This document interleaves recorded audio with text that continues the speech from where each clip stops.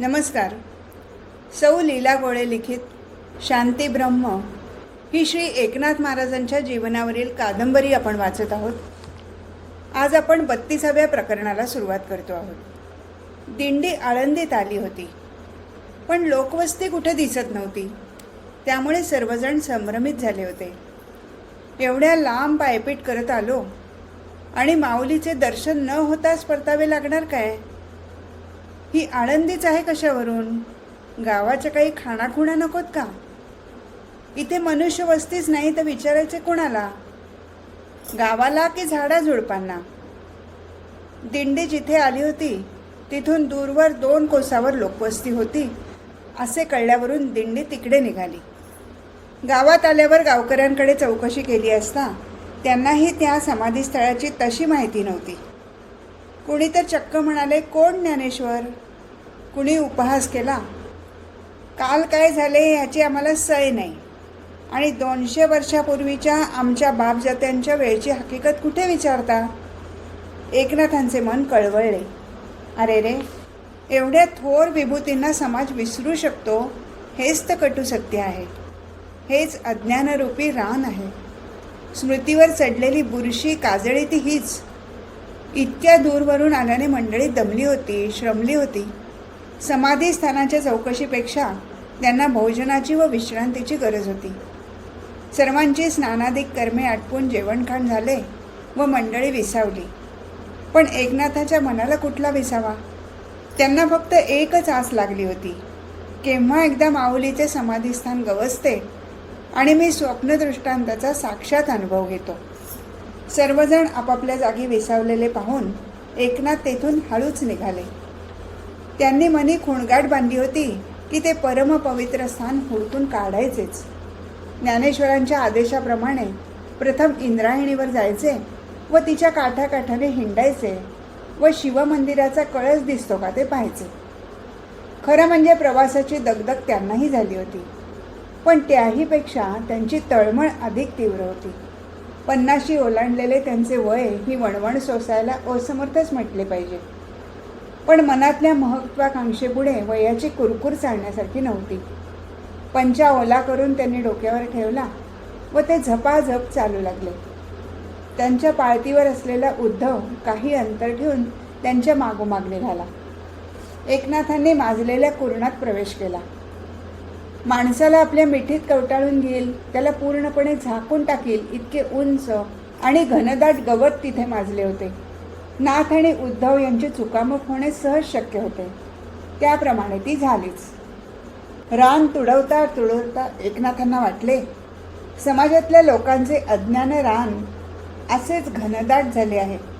त्यामुळे ज्ञानाचा प्रखर सूर्य काळवंडला आहे.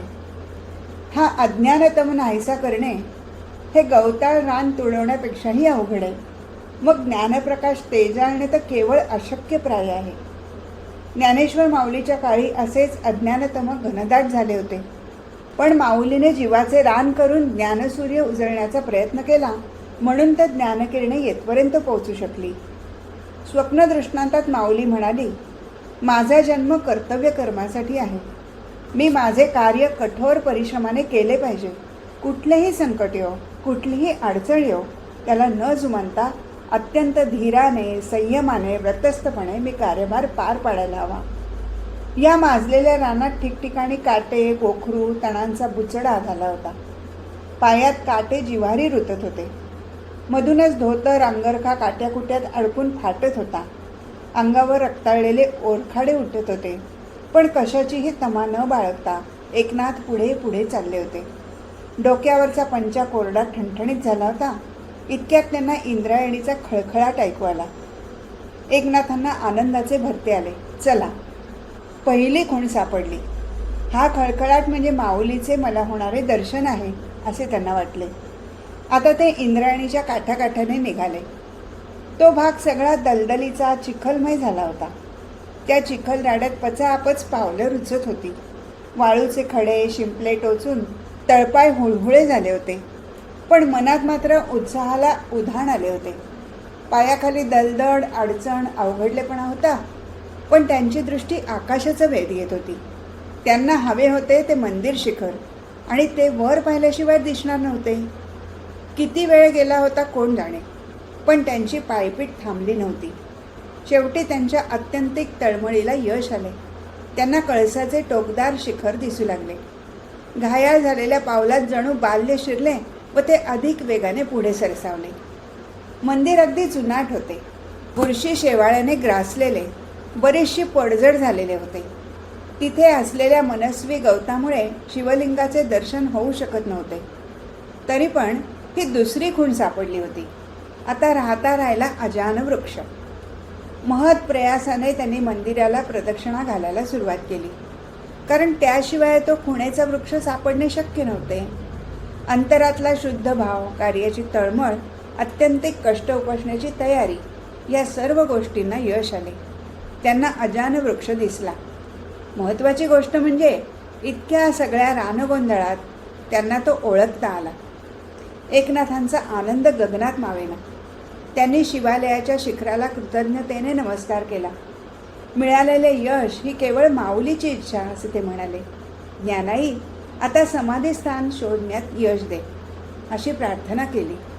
आनंदातिशयाने तुडुंब भरलेल्या मनास डोळे मिटून क्षणभर विश्रांती दिली. भोवताली माजलेले रान, निर्मनुष्य जागा, एकांत स्थळ, वन्य प्राण्यांची तिथे असण्याची शक्यता, पण त्यांना कशाचेच भय वाटत नव्हते. उलट त्यांना सारखे जाणवत होते की मी एकटा नाही, माझ्या सांगाती माझ्याबरोबर आहे. मला कशाचे भय नाही, मी निर्भय आहे. अशा एकांत निसर्ग सान्निध्याचा अनुभव अगदी बालपणी शूलभंजन पर्वतावर तपश्चर्या करताना, ध्यानधारणा करताना त्यांनी अनुभवला होता. त्यावेळीसुद्धा त्यांना कशाचेही भय वाटले नव्हते. उलट नागराजाने डोक्यावर सावली धरली होती. ते त्या गवळ्याने सांगितल्यावर सुद्धा भीतीचा लवलेशही मनाला जाणवला नव्हता. उभी केलेली शिळा एकनाथांनी पाहिली.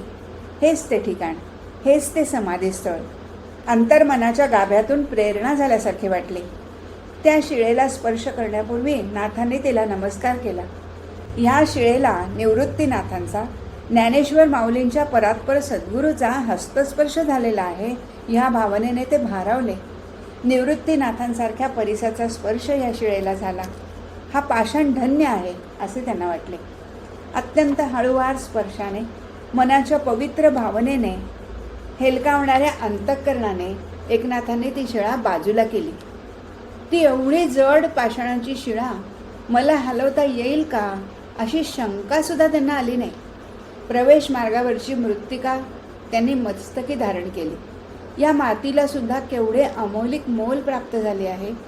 या मातीच्या कणाकणाला श्री ज्ञानेश्वर माऊलींच्या पदस्पर्शाचे भाग्य लाभले आहे. सुगंधी द्रव्याचा फवारा ओढल्याप्रमाणे त्या विवरातून सुगंधी लाट अंगावर आली. वास्तविक 2 शतके बंद असलेले हे विवर म्हणजे कुबट घाणीचे आगर व्हायला हवे होते. पण जिथे ज्ञान तिथे घाण कशी असेल. विवरमुखाशी छाया नव्हती, अंधार नव्हता, उलट प्रकाशच प्रकाश होता. पश्चिमेकडे कललेला दिनमणी या विवरातल्या पुण्यपुरुषाचे दर्शन घ्यायला असुसलेला होता. त्याने आपले प्रकाशकिरण नेमके विवरात नेले होते व पुण्यपुरुषाच्या स्पर्शाने, ज्ञानसूर्याच्या भेटीने हा आकाशस्थ सूर्यनारायण पावन झाला होता. नाथांनी त्यावर पुन्हा एकदा धुलीवंदन केले. तुझ्या अणुरेणूला माऊलीचा पदस्पर्श झाला आहे, त्यावर मी पाय ठेवणे म्हणजे अवज्ञा आहे हे मी जाणतो. पण भूमाते, याखेरीज मला आत प्रवेश करणे अशक्य आहे. म्हणून अत्यंत कृतज्ञतापूर्वक मी तुझी अनुज्ञा घेतो. विष्णुपत्नी नमस्तुभ्यम, पादस्पर्शम क्षमस्व मे, असं म्हणून त्यांनी विवर प्रवेशास सुरुवात केली. त्याच क्षणी नाथ हे नाथ राहिले नाहीत. ती जणू कळसूत्री बाहुली झाली व आपली सूत्रे तिने जणू माऊलीच्या स्वाधीन केली. तो गाभारा प्रकाशमय झाला होता. त्या प्रकाशाचे तेज आधिभौतिक नव्हते, तर ते आध्यात्मिक असावे असे नाथांना वाटले. स्वप्नदृष्टांतात दिसली अगदी तशीच आकृती तिथे विराजमान झाली होती. ज्ञानराजांची ती दिव्य लावण्यमयी दीप्ती पाहून एकनाथांचे देहभान हरपले. त्या युवामूर्तीला आलिंगन द्यावे अशी उर्मी दाटून आली.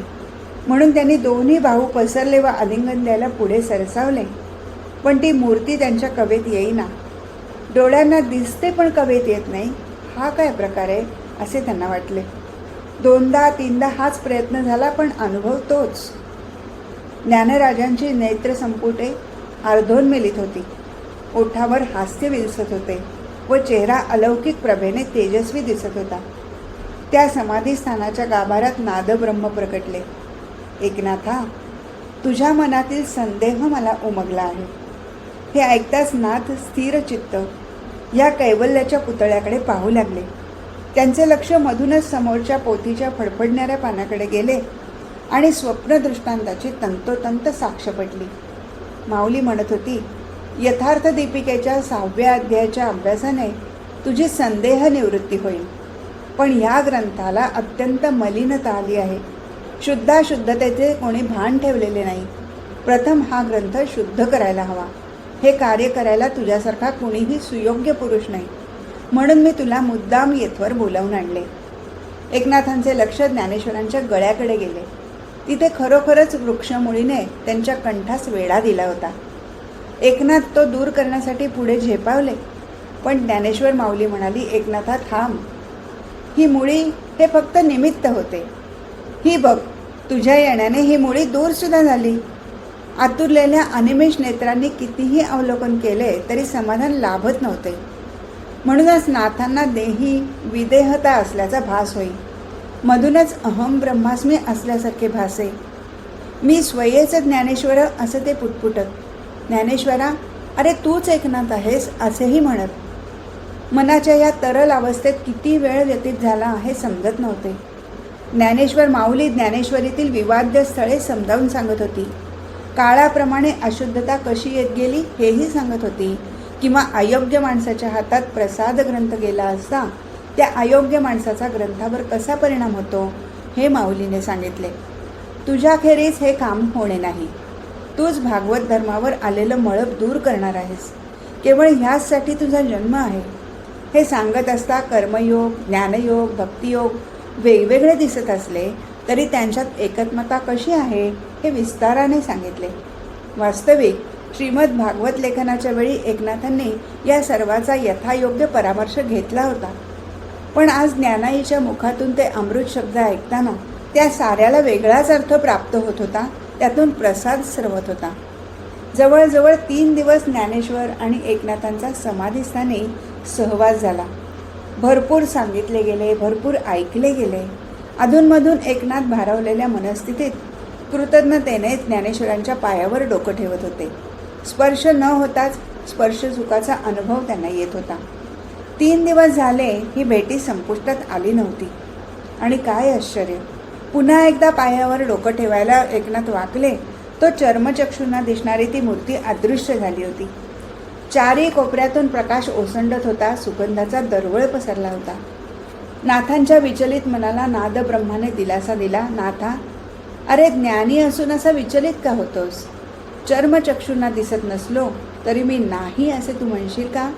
जरा अंतर्चक्षु उघडून तरी पहा, मग मी कोठे आहे ते कळेल. बाबा रे, मी तुझ्याच ठायी स्थिर आहे. आता खात्री पटली ना? चल उठ आणि आपल्या कार्याला सिद्ध हो. 3 दिवस विदेही अवस्था अनुभवणारे नाथ देहस्थितीवर आले आणि जणू आपल्या सांगाती ज्ञानेश्वरांना घेतल्याप्रमाणे समाधीस्थानातून बाहेर आले. जीवनातला हा काळ अत्यंत पवित्र होता. बहुत जन्मीच्या सुकृताचे हे फळ म्हणावे असा संस्मरणीय होता. माऊलीचा कृपाप्रसाद म्हणजे स्वतः धन्य होऊन इतरांना धन्य करण्याचे सामर्थ्य देणारा होता. निवृत्तीनाथांप्रमाणेच एकनाथांनी ती शिळा होती तशी ठेवून दिली.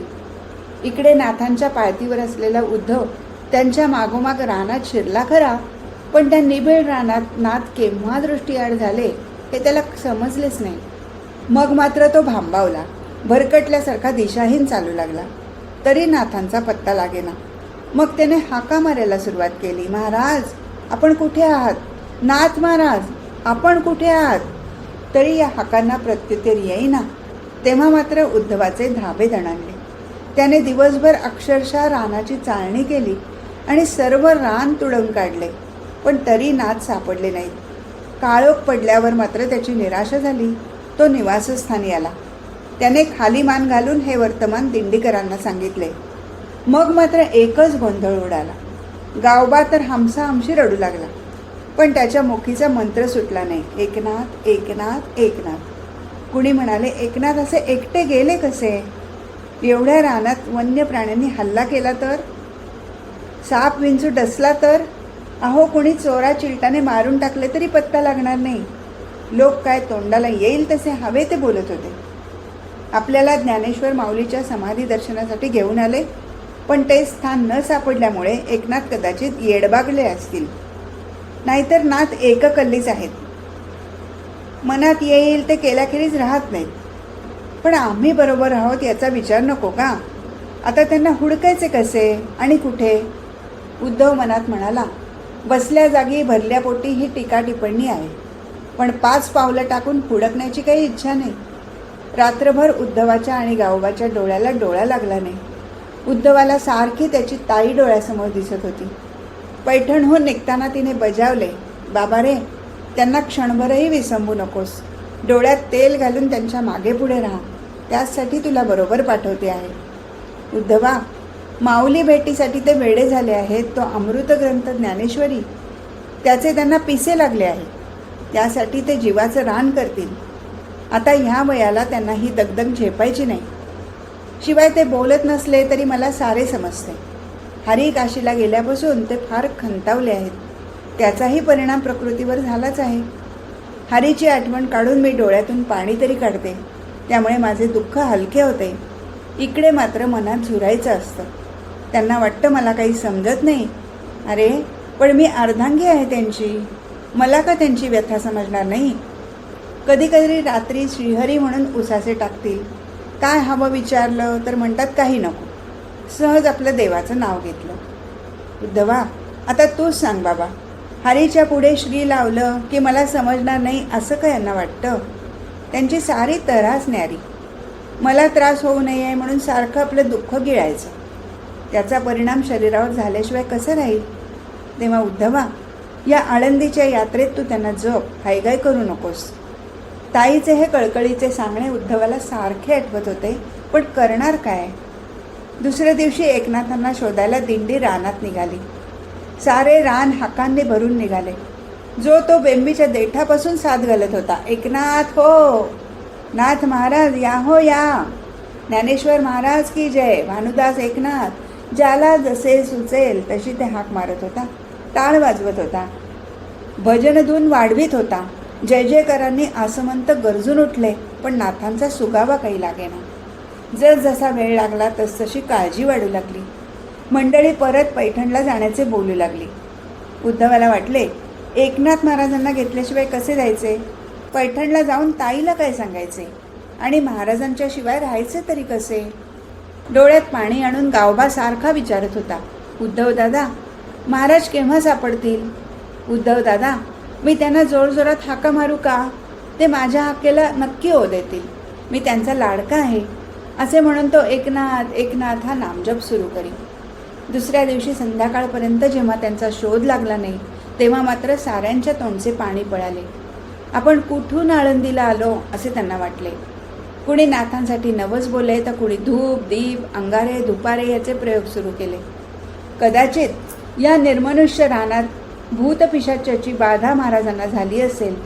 हडळ झोटिंगांनी त्यांना झपाटले असेल, म्हणून ते इकडे आपल्यात येत नाहीत, अशी कित्येकांची समजूत झाली होती. म्हणून ते अशा पद्धतीची उपाययोजना करत होते. तिसरा दिवस उजाडला. गावबा व उद्धवाच्या पोटात अन्नाचा कण नव्हता की पाण्याचा थेंब नव्हता. दोघांच्या पायांच्या चाळण्या झाल्या होत्या. त्यांना क्षणाची उसंत नव्हती. सारखी वणवण सुरू होती. बुद्धी बोथट झाली होती. कोणाला विचारावे, कुठे हुडकावे, काहीच बोध होत नव्हता. तिसऱ्या दिवशी तिन्ही सांजेला दिवस रात्रीच्या मिलन क्षणाला तो अमृत क्षण येऊन ठेपला. त्या घनदाट रानात गुप्त झालेले महाराज उद्धवाला लांबून येताना दिसले. मनाचा गोंधळ संपला. बुद्धी तरतरीत झाली. तो आनंदाने ओरडला, महाराज इकडे यावं, मी इकडे आहे. लगेच तो म्हणाला, महाराज आपण थांबावं, मी आपल्याकडे येतो. लांबूनच नाथांनी त्याच्याकडे थांब म्हणून खूण केली. जवळ येणारे नाथ फारच चमत्कारिक दिसत होते. त्यांच्या चेहऱ्यावर ओरखडे उठले होते. वाळलेला पालापाचोळा कानाला डोक्याला नाकाला चिकटला होता. भोवया व पापण्या धुळीने माखल्या होत्या. अंगावरच्या कपड्यांच्या तर फाटून चिंध्या झाल्या होत्या. एखाद्याला वाटावे, रणातून विजयी वीर परतला आहे. कारण बाह्य अवतार जरी असा विस्कटलेला होता तरी त्यांचा मुखचंद्र प्रफुल्लित झालेला दिसत होता. डोळे आनंदाने लकाकत होते. चेहऱ्यावर अगर हालचालीत शीण नव्हता, त्रास नव्हता, अगर मरगळही नव्हती, तर उलट टवटवी आली होती. उद्धवाला वाटले नाथ महाराज आजच्या इतके आनंदी क्वचितच दिसतात. त्यांना एवढा कसला आनंद झाला आहे? ज्ञानेश्वर माऊलीचे समाधीस्थान गवसले की काय? कदाचित गेले 3 दिवस ते वणवण हिंडले असतील. त्यांना मार्ग सापडत नसेल. पण आत्ता मी समोर दिसल्यावर त्यांचा जीव भांड्यात पडला असेल व त्यांच्या मनात आनंदसागर उसळला असेल. उद्धवासह नाथ मुक्कामाच्या ठिकाणी आले. त्यांना पाहताच गावबा आनंदाने रडू लागला. इतर मंडळी भोवताली गोळा झाली. क्षेमकुशल विचारू लागली. एकनाथांनी शांतपणे सांगता येण्यासारखी होती ती हकीकत सांगितली. समाधीस्थान सापडल्याचा आनंद व्यक्त केला. उदयिक सर्वांनी समाधी दर्शनासाठी जाण्याचा संकल्प केला. रात्री उद्धव नाथांच्या पायाला तेल लावून ते चेपत बसला होता. त्याच्या मनावरचा भार हलका झाल्याने त्याच्या डोळ्यातून अश्रुबिंदू ठपकत होते. त्याला ते पाय पुन्हा दिसतील असे वाटले नव्हते. एकनाथ म्हणाले, उद्धवा, मला तुझ्या भावना समजतात, पण एखादी चांगली गोष्ट आत्मसात करण्यासाठी कळ सोसावी लागते, यातना भोगाव्या लागतात. आज माझ्या भेटीने जो तुला आनंद झाला आहे त्याच्या कितीतरी पट आनंद माऊलीच्या भेटीने मला झाला आहे. शेवटी आनंद ही अनुभूती आहे. तिला शब्दात बांधता येत नाही. ती शब्दब्रह्माने कळतही नाही. ती फक्त अनुभवायची असते. पण हे बघ, आजचा कृपाप्रसाद दुर्मिळ आहे. या आनंदाच्या क्षणी तुझी ताई इथे असायला हवी होती. त्यामुळे आनंदात वृद्धी झाली असती. तिची अनुपस्थिती मला फार जाणवते आहे रे. एकनाथांचा प्रपंच केव्हाच परमार्थरूप झाला होता. गिरिजाबाई परमार्थास अत्यंत अनुकूल होत्या.